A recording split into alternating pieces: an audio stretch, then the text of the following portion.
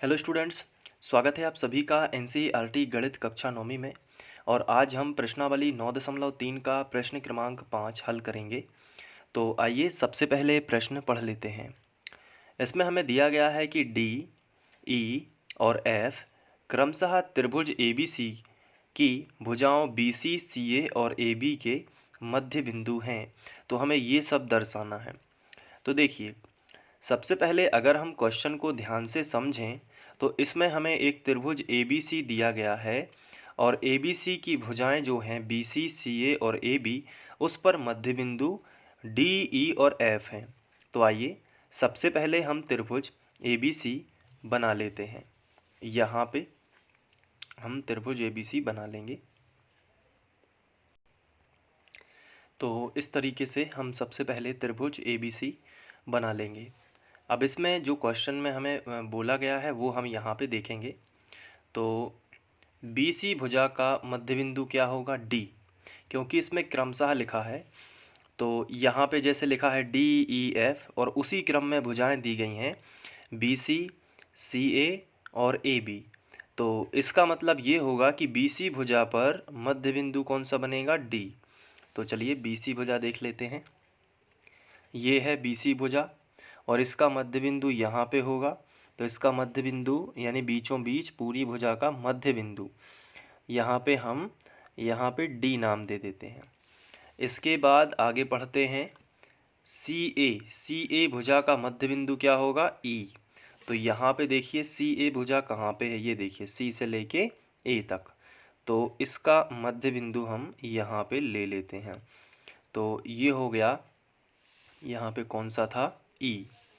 तो यहाँ पे ले लेंगे E। ठीक है, अब आगे देखते हैं। और AB जो है, AB भुजा का मध्य बिंदु क्या दिया गया है? F।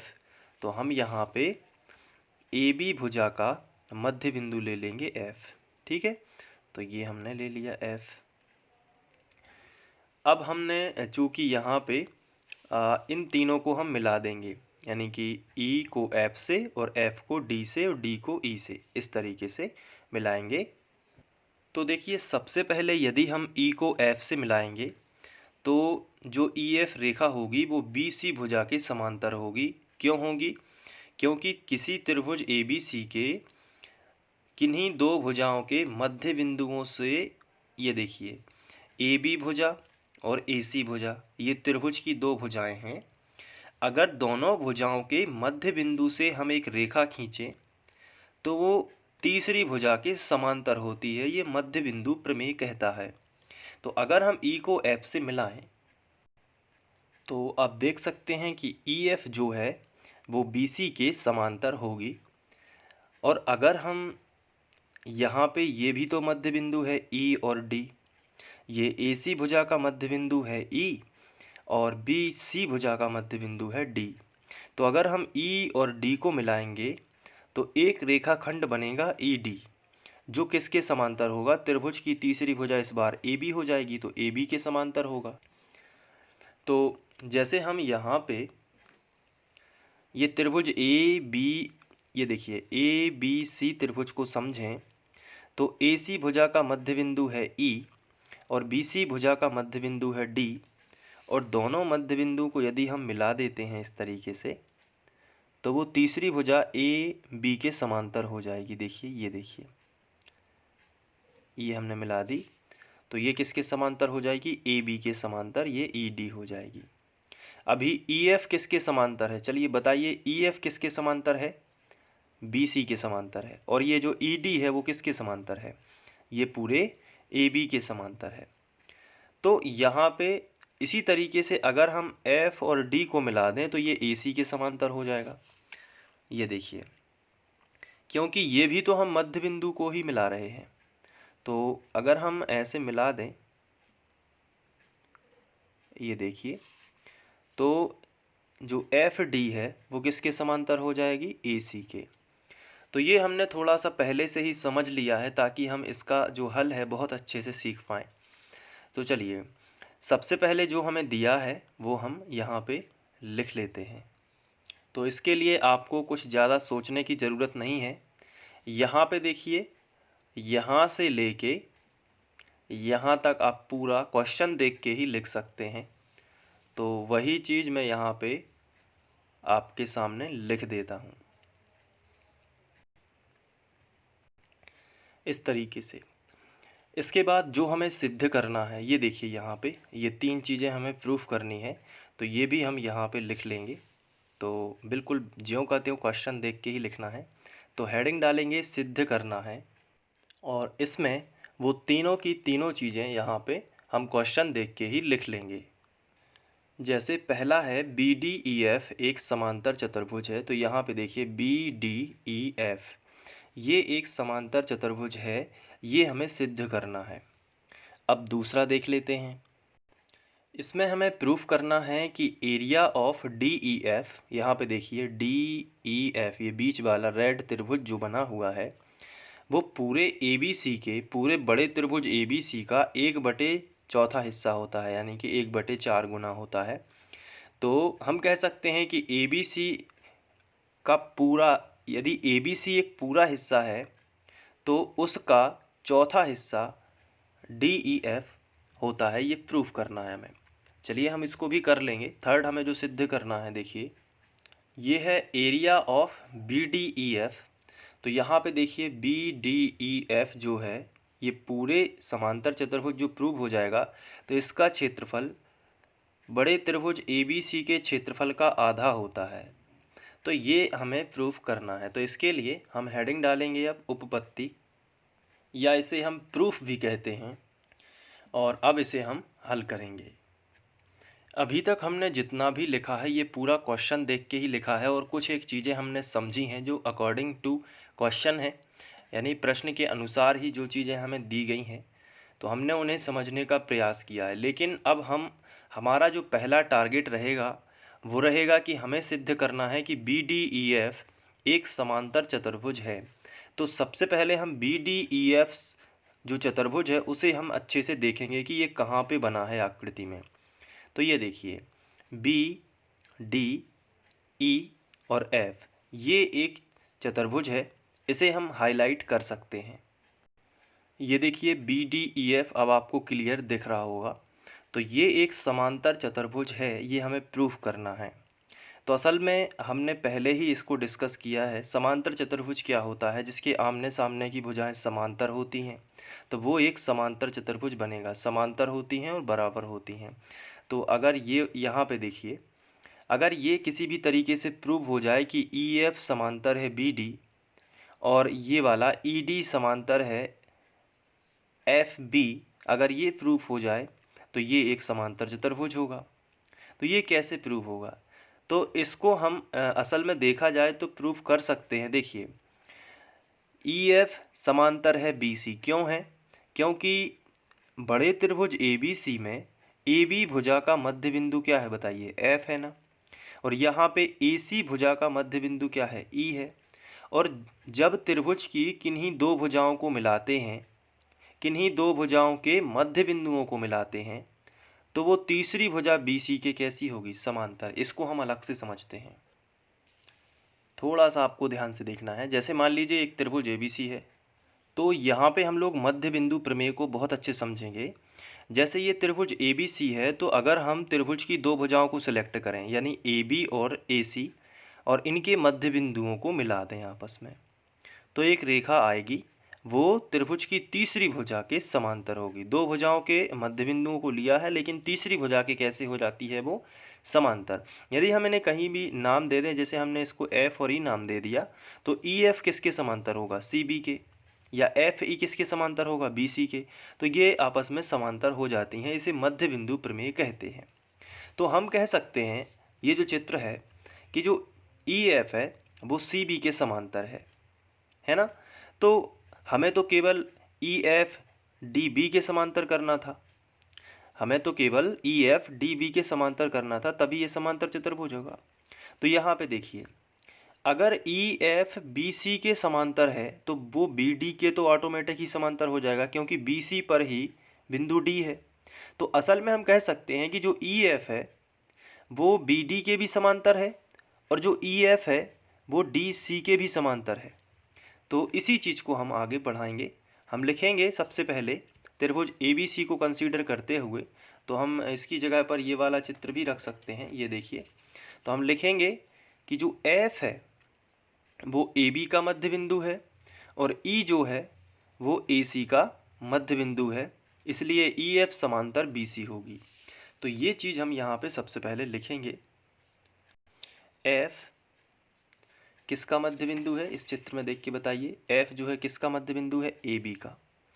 तो F AB का मध्य बिंदु है।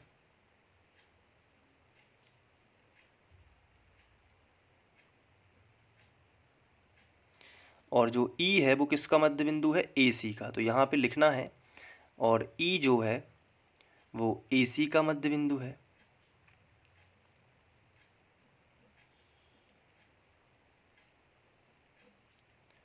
तो इस हिसाब से जो EF है वो किसके समांतर होनी चाहिए, CB के समांतर। तो हम लिखेंगे तब जो EF है वो समांतर हो जाएगी CB के, या BC, जो भी आपको लिखना है। और ये समांतर हुई है, इसे हम समीकरण 1 बना सकते हैं। और ये क्यों समांतर हुई है, क्योंकि ये मध्य बिंदु प्रमेय कहता है। तो आप ब्रैकेट में लिख सकते हैं मध्य बिंदु प्रमेय से, इस तरीके से। ठीक है, तो ये हमने लिख लिया। अब इस हिसाब से अगर EF CB के समांतर है तो EF किसके समांतर होगी, BD के भी समांतर होगी। और EF किसके समांतर होगी, DC के भी समांतर हो जाएगी। ये याद रखिए, क्योंकि यहाँ पे देखिए, अगर EF CB के समांतर है, जो EF है ना, ये किसके समांतर है, CF के समांतर है। तो अगर इसके बीच में कोई पॉइंट आ जाएगा, मान लीजिए यहाँ पे आ गया कोई पॉइंट D, तो EF पूरे BC के समांतर है, तो BD के तो अपने आप ही होगी, क्योंकि BD भी उसी के समांतर है। और EF जब पूरे BC के समांतर है तो BD के समांतर भी होगी और DC के भी समांतर होगी। यानी कि अगर हम इन दोनों का कंपैरिजन करें तो ये रेखा और ये रेखा कभी एक दूसरे को टच नहीं करेंगी। तो इसका मतलब BD क्या टच कर जाएगी, BD भी नहीं करेगी। और क्या DC टच करेगी, वो भी नहीं करेगी, क्योंकि दोनों BC का ही हिस्सा हैं। तो EF इसके समांतर है और इसके समांतर है, कहने का मतलब ये है। चलिए, तो ये हमने यहाँ पे लिखा। इसी तरीके से अब चूंकि हमें यहाँ पे ये तो मिल गया कि EF समांतर है BD के, तो क्या हम ये दोनों भी यदि समांतर प्रूफ कर दें तो ये एक समांतर चतुर्भुज प्रूफ हो जाएगा। तो इसके लिए हमें ये वाली लाइन और पूरी भुजा AB लेनी पड़ेगी। तो क्या लिखनी होगी भाषा, अब इस बार क्या होगा कि त्रिभुज ABC में, त्रिभुज जो ABC है ABC, उसमें AC भुजा का मध्य बिंदु E और BC भुजा का मध्य बिंदु D, इन दोनों को मिलाया है। तो एक रेखाखंड बनेगा ED, जो किसके समांतर होगा, AB के समांतर। तो इसको हम इसी तरीके से समझ सकते हैं, जैसे त्रिभुज ABC है। तो इस बार हमें क्या करना है कि AC का मध्य बिंदु जो है यहाँ पे, और BC का मध्य बिंदु जो है, इन्हें आपस में क्या करना है, मिला देना है। तो एक रेखाखंड बनेगा जो AB के समांतर होगा। तो ये दोनों आपस में कैसी हो जाएंगी, समांतर, यानी कि ये और ये। तो ये हमारे समांतर चतुर्भुज की दूसरी सम्मुख भुजाएं बनेंगी। अभी तो हमने ये और ये समांतर प्रूफ करी हैं, अब हम ये और ये समांतर प्रूफ कर देंगे। तो इसके लिए हमें क्या लिखना होगा कि E जो है AC का मध्य बिंदु है, लिखेंगे इसी प्रकार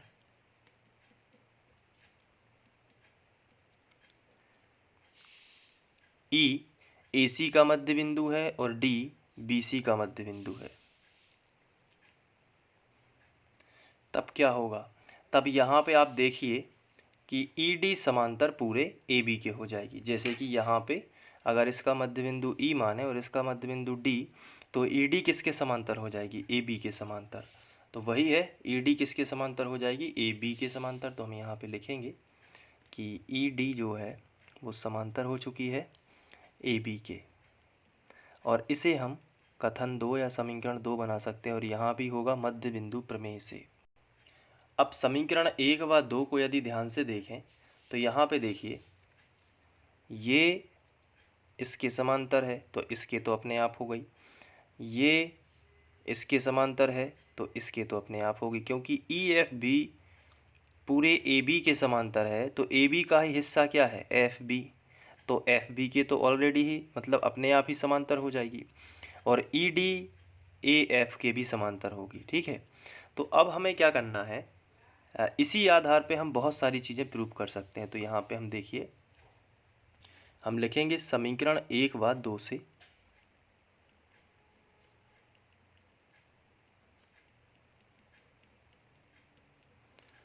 अब समीकरण 1 व 2 में बहुत सारी चीज़ें छुपी हुई हैं। आप देखिए यहाँ पे एक चीज़ और हो सकती है कि जो डी ई है या डी एफ जो है ये किसके समांतर हो जाएगी, ए सी के, क्योंकि ये डी और एफ ये भी तो मध्य बिंदु हैं। तो यहाँ पे हम एक चीज़ और आगे बढ़ा सकते हैं। तो यहाँ पे हमें समांतर चतुर्भुज, 3 समांतर चतुर्भुज मिल जाएंगे। देखिए मैं आपको इसी को आगे और बढ़ा देता हूँ। यहाँ पे अभी ये चीज़ मैं क्रॉस करूँगा और यहाँ पे लिखूँगा, ये देखिए यहाँ पे ए बी का मध्य बिंदु एफ, और यहाँ पे अगर हम देखें तो बी सी का मध्य बिंदु डी, तो एफ और डी को मिलाएंगे तो एफ डी समांतर ए सी हो जाएगा। तो यही लिख लेंगे यहाँ पे। ये देखिए दोनों चीज़ें हमने सबसे पहले लिख ली। तो यहाँ पे ये जो डी एफ है वो सी ए के समांतर या एफ डी ए सी के समांतर होगा। ये भी हम यहाँ पे लिख ही लेते हैं। तो एफ डी किसके समांतर होगा, ए सी के समांतर। इसे हम समीकरण बना सकते हैं 3, और ये भी मध्य बिंदु प्रमेय से। तो इसके करने का फ़ायदा क्या है इन तीनों चीज़ों का, इससे हमें बहुत सारी चीज़ें पता चलती हैं कि देखिए जब पूरी ई एफ बी सी के समांतर है कथन 1 से या समीकरण 1 से, पूरी जो ई एफ है ये देखिए ये वाली लाइन ये बी सी के समांतर है, तो ये बी डी के तो अपने आप ही होगी क्योंकि बी सी पर ही बी डी बना है। तो यहाँ पे ई एफ समांतर बी डी हो चुका है। उसी तरीके से हमने प्रूव किया है कि ई डी समांतर पूरा ए बी, तो ई डी एफ बी के तो अपने आप समांतर होगा क्योंकि ए बी का ही हिस्सा क्या है, एफ बी। तो हम लिख सकते हैं कि कथन 1, 2 व 3 से कि बी डी ई एफ एक समांतर चतुर्भुज प्रूव हो गया है। तथा साथ में यहाँ पे देखिए ई एफ पूरे बी सी के समांतर है ना, तो डी सी के भी होगा। तो ई एफ समांतर क्या हो गया, डी सी। अभी हमने प्रूव किया है कि डी एफ जो है वो ए सी के भी समांतर है, तो ई सी के तो अपने आप हो जाएगा। तो इसी तरीके से डी एफ ई सी भी एक समांतर चतुर्भुज होगा। ये वाला आप देख पा रहे होंगे जहाँ पे ये पेन चल रहा है, ये देखिए ये भी एक समांतर चतुर्भुज है क्योंकि ये वाली भुजा इसके समांतर है, ये वाली भुजा इसके समांतर है। क्यों है, क्योंकि ई एफ डी सी के समांतर है, और जो एफ डी है ये ए सी के समांतर है, तो ई सी के तो हो ही जाएगा। इसी तरीके से आप यदि गौर से देखें तो हमने ई डी समांतर ए सी प्रूव किया है, तो ई डी ए सी के समांतर है तो एफ बी के भी होगी और ए एफ की भी होगी। तो अगर ए डी ए एफ के समांतर भी हो जाएगी तो ये देखिए ये इसके समांतर हो गई है, और एफ डी पूरे ए सी के समांतर है तो ई सी के भी समांतर है और ए ई के भी समांतर है, तो ये दोनों भी आपस में कैसी हो गई, समांतर। तो एक चतुर्भुज ये मिल गया। आप देख सकते हैं ये भी एक समांतर चतुर्भुज ही है क्योंकि ये और ये समांतर है और एफ डी यानी ये और ये ए ई समांतर है। इसलिए तीनों कथनों को ध्यान में रखते हुए हम लिख सकते हैं कि ये समांतर चतुर्भुज, ये वाला समांतर चतुर्भुज और साथ में ये वाला समांतर चतुर्भुज, ये सभी आपस में, ये तीनों जो चतुर्भुज हैं ये समांतर हैं। तो अब हम लिखेंगे समीकरण 1, 2 व 3 से कौन कौन से चतुर्भुज समांतर हैं। पहला तो आपको यही लिखना है जो हाईलाइटेड है, B D E F, B D E F. केवल हमें यही प्रूफ करने के लिए बोला गया था, लेकिन हम एक्स्ट्रा इसलिए लिख रहे हैं क्योंकि हमें पूरा क्वेश्चन अच्छे से समझ में आ जाएगा। बी डी ई एफ, दूसरा कौन सा हो गया, सी डी एफ ई, या फिर आप लिख सकते हो सी ई एफ डी, सी ई एफ डी, तो ये भी हो गया। यहाँ पे हम लिखेंगे सी डी एफ और ई। और तीसरा कौन सा है, 3 है टोटल चतुर्भुज। तीसरा है ए एफ डी ई, ये वाला है ना, ये वाला भी एक चतुर्भुज है जो कि समांतर प्रूव हो चुका है। तो ए एफ, ये देखिए A F E, A F D E, तो इसको भी लिख लेते हैं, AFDE। तीनों क्या हैं? समांतर चतुर्भुज हैं। ये प्रूव हो चुका है, समांतर चतुर्भुज हैं। ये देखिए, अब इसके बाद ये समांतर चतुर्भुज तो है, लेकिन क्वेश्चन में हमें केवल सिद्ध करना है कि BDEF समांतर है। तो ये तो अपने आप ही हो गया, तो यहाँ पे आप लिख सकते हैं फर्स्ट जो है वो प्रूव्ड हो जाएगा। लेकिन ये एक्स्ट्रा दो हमने क्यों समांतर प्रूव करे हैं, इसके पीछे रीज़न है, आगे आपको पता चलेगा। तो फर्स्ट नंबर का प्रूव हो चुका है, अब हमें सेकेंड नंबर का प्रूव करना है। तो अब हम हेडिंग डालेंगे सेकेंड और इसे प्रूव करेंगे।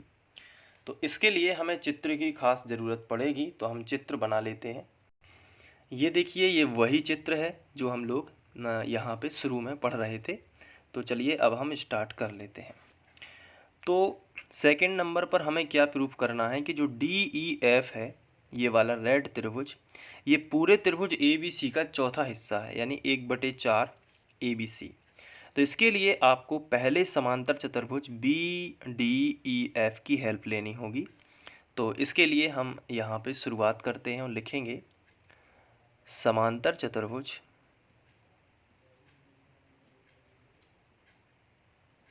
नाम बताइए, समांतर चतुर्भुज का क्या है नाम? BDEF। तो हम यहाँ पे लिखेंगे BDEF में, समांतर चतुर्भुज BDEF में। ये देखिए, ये एक पूरा समांतर चतुर्भुज है BDEF, आप देख पा रहे होंगे ये वाला। इसमें विकर्ण क्या है? ये DF है। तो चलिए हम समांतर चतुर्भुज BDEF को हाईलाइट कर देते हैं। तो आप देख पा रहे होंगे कि BDEF चतुर्भुज आपको दिख रहा होगा। ये चतुर्भुज बस नहीं है, ये समांतर चतुर्भुज है, हम प्रूव कर चुके हैं। और इसका ये विकर्ण आप देख पा रहे होंगे DF।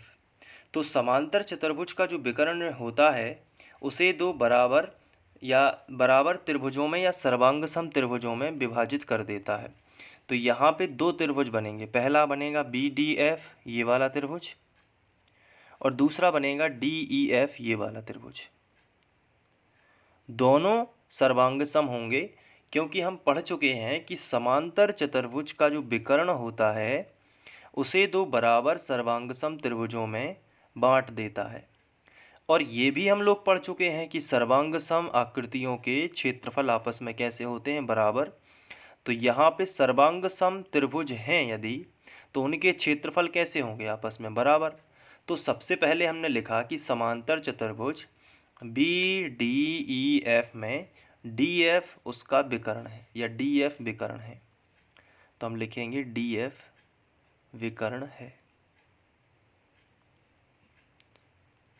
तो DF विकर्ण से क्या हो गया? तो आंसर है DF विकर्ण से दो त्रिभुज बन चुके हैं, पहला BDF, दूसरा EFD। और दोनों त्रिभुज आपस में कैसे हैं? सर्वांग सम हैं।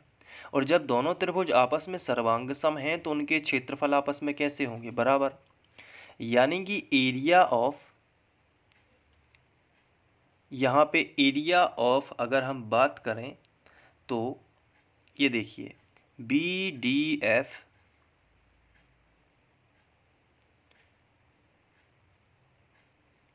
किसके बराबर होगा? अगर इसे एक मान लें से दो, DEF के बराबर होगा कि नहीं होगा?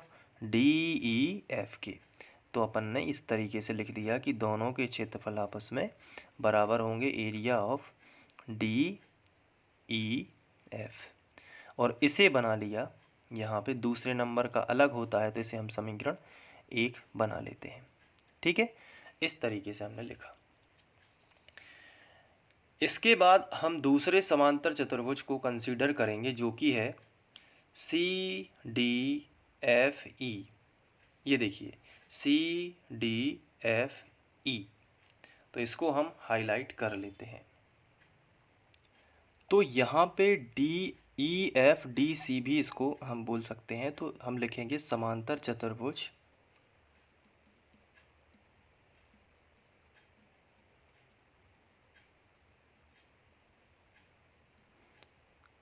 और इसका नाम है DCEF में विकर्ण बताइए क्या है? DE। तो लिखेंगे DE विकर्ण है। जब डी ई विकर्ण है तो ये दो त्रिभुजों में बांटेगा। जो समांतर चतुर्भुज का विकर्ण जो है दो बराबर क्षेत्रफलों वाले त्रिभुजों में बांटता है। पहले हम कह सकते हैं कि ये सर्वांग सम होंगे और सर्वांग सम आकृतियों के क्षेत्रफल आपस में कैसे होते हैं, बराबर। इसलिए एरिया ऑफ जो डी ई सी होगा या डी ई सी या डी सी ई जो भी आपको पढ़ना है, तो हम यहाँ पे लिख लेते हैं डी ई सी या सी डी ई भी पढ़ सकते हैं, क्रम बन जाएगा सी डी ई। ये देखिए ये किसके बराबर होगा, area of D E F के। डी ई एफ ये भी क्रम है डी ई एफ, तो इसे हम समीकरण 2 बना देंगे। अब एक और समांतर चतुर्भुज बनेगा ए ई डी एफ। ये देखिए ये वाला, ये भी हम समांतर चतुर्भुज देख चुके हैं, तो इसे हम थोड़ा हाईलाइट कर देते हैं। तो ये भी एक समांतर चतुर्भुज है ए ई डी एफ। तो यहाँ पे हम हेडिंग डालेंगे समांतर चतुर्भुज ए ई डी एफ में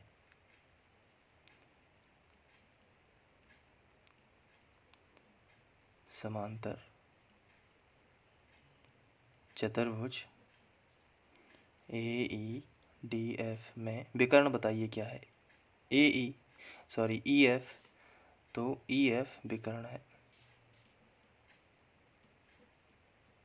तो ई एफ जब विकर्ण होगा तो ये वाला त्रिभुज ए ई एफ और ये वाला त्रिभुज ई एफ डी ये आपस में कैसे होंगे, इनके क्षेत्रफल आपस में बराबर, क्योंकि ये सर्वांग सम होंगे।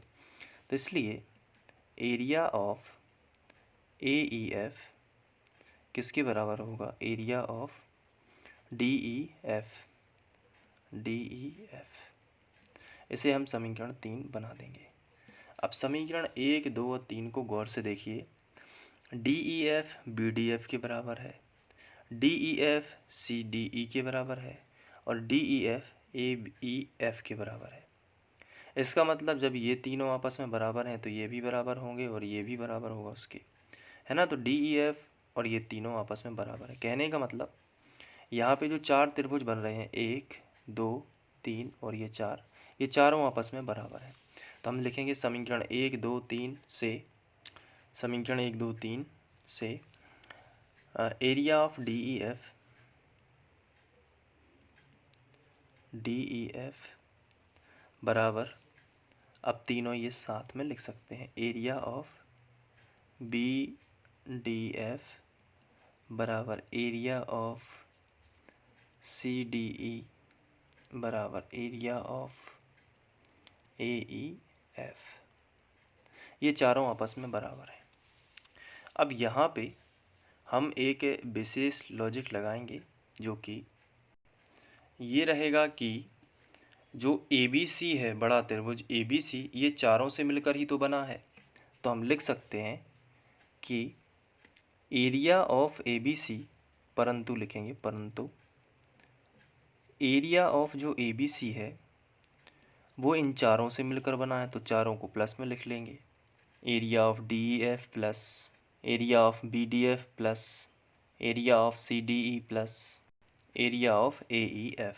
ये चारों जब जुड़ेंगे, ये चारों त्रिभुज जब जुड़ेंगे तब एक बड़ा त्रिभुज ए बी सी बनेगा। लेकिन चारों आपस में कैसे हैं बराबर, तो अगर हम एक को कंसीडर करें यानी डी ई एफ को समझें, तो ये भी डी एफ के बराबर है, ये भी डी ई एफ के बराबर है और ये भी डी एफ के बराबर है। तो हम लिख सकते हैं कि area of A B C, और डी ई एफ ही क्यों हम ले रहे हैं, क्योंकि जो हमें सिद्ध करना है वो ज़रा एक बार आप देख लीजिए, वो हमें ए बी सी और डी ई एफ के रूप में चाहिए। तो ए बी सी तो हमारे पास यहाँ पे है, आप देख सकते हैं, लेकिन इस तरफ हमें डी ई एफ चाहिए। तो हम क्या करेंगे, डी ई एफ को यहाँ पे रखेंगे, डी ई एफ, और बाकी सबको भी डी बी एफ में परिवर्तित कर देंगे, यानी बी, क्योंकि ये चारों आपस में बराबर हैं तो बी डी एफ भी किसके बराबर है, डी ई एफ के ही। तो इसकी जगह पर भी हम क्या लिखेंगे, area of D E F. फिर इसकी जगह पे सी डी ई भी किसके बराबर है, डी ई एफ, तो यहाँ पे हम लिखेंगे area of D E F. फिर ये area of A E F भी किसके बराबर है, डी ई एफ, तो यहाँ पे हम लिखेंगे area of D E F. तो ये 4 प्लस हो जाएंगे। तो एक ही चीज़ 4 जगह लिखी है तो हम 4 DEF लिख सकते हैं। यानी कि एरिया ऑफ ABC जो है वो 4 एरिया ऑफ DEF के बराबर होगा, क्योंकि 4 DEF है ना, तो 4 DEF लिख दिए। अब ये 4 गुणा में है तो बटे में पहुंच जाएंगे। तो यहाँ पे देखिए 4 गुणा में है तो बटे में, तो 1/4 आ जाएगा, क्योंकि यहाँ 1 माना जाता है। तो 1/4 एरिया ऑफ ABC किसके बराबर हो जाएगा? एरिया ऑफ DEF के। इसको पलट के भी लिख सकते हैं, ये वाला इस तरफ, ये वाला इस तरफ। तो हम ऐसे भी लिख सकते हैं कि एरिया ऑफ DEF बराबर 1/4 एरिया ऑफ ABC। और यही हमें सिद्ध करना था। आप देख सकते हैं, ये देखिए एरिया ऑफ DEF बराबर 1/4 एरिया ऑफ ABC, और यही यहाँ पे प्रूव हो चुका है। तो सबसे पहले हम क्या करेंगे, यहाँ पे लिखेंगे ये सेकंड नंबर का सिद्ध हो गया है, सेकंड प्रूव्ड। अब हमें थर्ड नंबर का प्रूव्ड करना है, जो कि है एरिया ऑफ BDEF बराबर आधा एरिया ऑफ ABC। तो हम सबसे पहले लिखेंगे, इस चित्र को ध्यान से देखिए, इसी में हमें करना है BDEF किसके बराबर है? ABC के आधे के। तो यही लेंगे सबसे पहले, एरिया ऑफ BDEF किसके बराबर होगा? तो BDEF असल में दो त्रिभुजों से मिलकर बना है। पहला है FBD या BDF, area of BDF, plus दूसरा है DEF। तो यहाँ पे लिखेंगे एरिया ऑफ DEF। लेकिन BDF जो है इसे भी हम DEF लिख सकते हैं, क्योंकि हम पहले ही देख चुके हैं कि चारों आपस में बराबर है। तो यहाँ पे देखिए BDF भी किसके बराबर है? DEF के। तो यहाँ पे हम लिख सकते हैं कि जो एरिया ऑफ BDEF है, इसकी जगह पर हम DEF ही लिख देते हैं, एरिया ऑफ DEF। ये बहुत महत्वपूर्ण त्रिभुज है DEF, तो इसकी जगह पर हमने ये लिख दिया, और ये ज्यों का त्यों एरिया ऑफ DEF। अब DEF तो किसके बराबर है? 1/4 एरिया। तो पहले इनको जोड़ लेते हैं। तो एरिया ऑफ BDEF बराबर 1 DEF और 1 DEF। तो एक और एक कितने हो जाएंगे? 2 एरिया ऑफ DEF। तो DEF जो एरिया ऑफ DEF है उसका खुद है मान 1/4 एरिया ऑफ ABC। तो इसकी जगह पर लिख लेते हैं। तो एरिया ऑफ BDEF बराबर 2 गुणित इसका मान पूरा 1/4 एरिया ऑफ ABC है। तो हमने लिख लिया। तो 2 दूनी 4, तो हो गया प्रूफ। तो एरिया ऑफ BDEF किसके बराबर होगा? 1/2 एरिया ऑफ ABC के बराबर। यही हमें प्रूफ करना था। आप देख सकते हैं, ये देखिए एरिया ऑफ BDEF किसके बराबर है? ABC के आधे के बराबर। तो यहाँ पे देखिए ABC के आधे के बराबर वही BDEF का एरिया है। तो ये हो जाएगा थर्ड प्रूफ्ड। तो इसी तरीके से आपको करना है। वीडियो काफ़ी लंबा हो चुका है, क्योंकि मैंने बहुत सारी चीज़ें डिटेल में आपको बताई हैं ताकि आप कभी ना भूलें। तो हो सकता है कि आप थोड़ा बोर हुए हों, लेकिन ये क्वेश्चन आप हमेशा के लिए समझ चुके होंगे। बस आपको प्रैक्टिस की ज़रूरत होगी। अगर आप एक बार इसी आधार पर प्रैक्टिस कर लेंगे तो आप सिंपल से इसे कर सकते हैं।